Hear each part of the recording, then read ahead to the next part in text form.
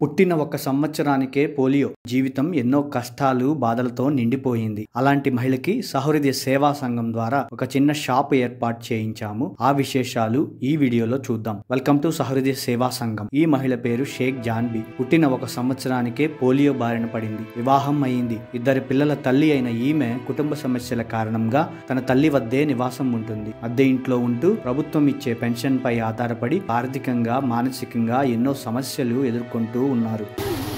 నమస్కారం. నా పేరు జాన్వి. నాకు 2 పిల్లలు. నాకు మ్యారేజ్ అయింది. నా చిన్నప్పటి నుంచి అనుకుంటున్నాం కాలు పోలియో వచ్చింది. మా ఇంట్లో జరుగుబాట్లేదు. మా సారే మాకు కొట్టించి అన్నింటికి తొలగపోవటానికి చేశాడు. మనకి జన్మకు రుణపడి ఉంటాం మా పిల్లలు నేను. ప్రెసెంట్ మా ఆయన 7 సంవత్సరాలు చెల్లిపోయాడు. మాకు ఏది అది ప్రతిసారి మాకు సాయం చేశారు. ఈమె మాట్లాడుతూ కార్చిన కన్నీటి బొట్లు మా హృదయాలను తాకాయి. మమ్మల్ని మరింతగా సేవా మార్గంలో ముందుకు నడిపించే శక్తిగా మారాయి. మనందరం కలిసి వస్తే మరెందరో జీవితాల్లో వెలుగులు నింపవచ్చు.